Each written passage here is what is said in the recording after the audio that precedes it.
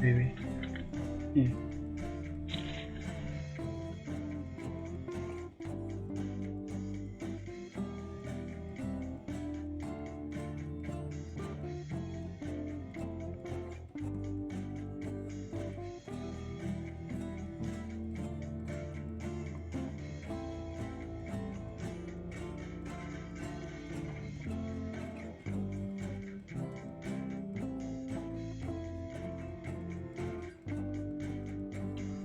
Alright, so I believe that we have everybody. So next we're gonna go to the Kerið.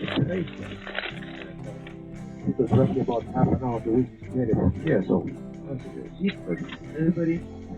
And as we are leaving the mountain area, I was going to tell you that in Iceland there are no reptiles, no snakes, and no mosquitoes. No mosquitoes. And Iceland is in fact one of the few places on this planet where we cannot find mosquitoes. We can find them here at the west of the island, in Greenland, and also at the east of the island in Norway, but for some reason not here. Well, if you spend the winter here, you might know why. It's not a very friendly neighborhood often. That I can tell you. Weather-wise, that is. Maybe that's the reason. But there are no large predators, no tigers, no lions, no elephants, and no monkeys. Except in the parliament of it. There are plenty of monkeys in the parliament, and that seems to be a role for threat. What do you think, guys? Oh yeah.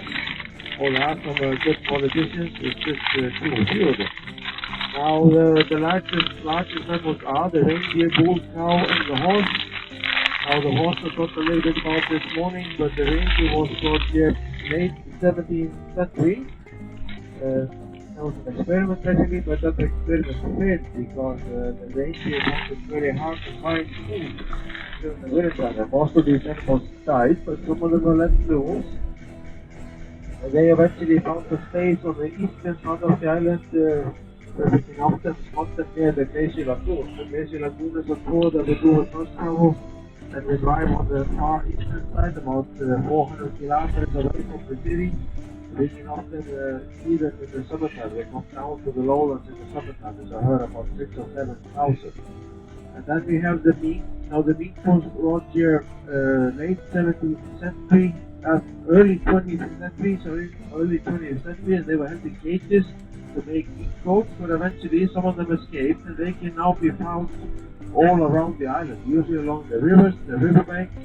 They prey on birds, fish, and the brown mouse. Now the brown mouse and the rat, they were mostly brought here with ships in the Middle Ages, bringing goods for trading, and they, like the mink, were only found locally in the beginning near the Reykjavik area.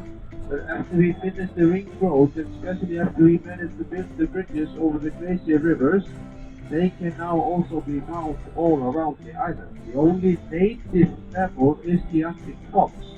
And the Arctic fox got stranded here after the last ice age, which ended about 12,000 years ago.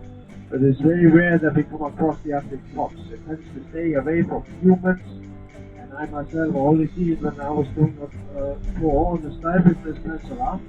Then all of a sudden there was a fox standing in the middle of the road, but I managed to break and hunt the horn before I hit it. So that was very good. But other than that, I only seen ice in the Marabit between the international airport in Kerið and the capital of Reykjavik. But obviously I cannot confirm that that's the Arctic fox or not. But most likely it is, because we don't have a lot of other mammals running around in the Marabit except for the Arctic fox. It might be the mink, but the mink is much smaller, and also most of the cats and dogs are privately owned. The majority of cats and dogs are privately owned. And then we often asked about the polar bear, and I can tell you it's very rare that we have the polar bear here in Iceland. And if that happens, it's maybe 5 or 10 years apart, and then they drift with the ice from Greenland. They're actually very good swimmers. They can swim more than 100 kilometers in one go. It's actually ridiculous to think about. Even swimming 10 meters in these waters is quite hard, and that's because of current and also because of cold. And they can weigh up to 1,500 pounds, the name that is, and run at their speed about 60 kilometers per hour. So it's actually not a good thing to have a hungry polar bear walking along the beaches.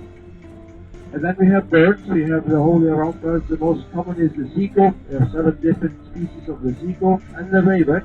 and I mentioned this guy this morning, the raven Floki, and they believe that the raven was brought in during the settlement. I know very well it's a bird, it could very well have flown here, but that's what they believe. It was brought with the settlers. And then we have the seasonal birds, with the Arctic tern. The Arctic tern is a very small bird. It's a tiny bird actually, but it doesn't hesitate to attack bird 3 or 4 times its size to protect its nest. And if you see someone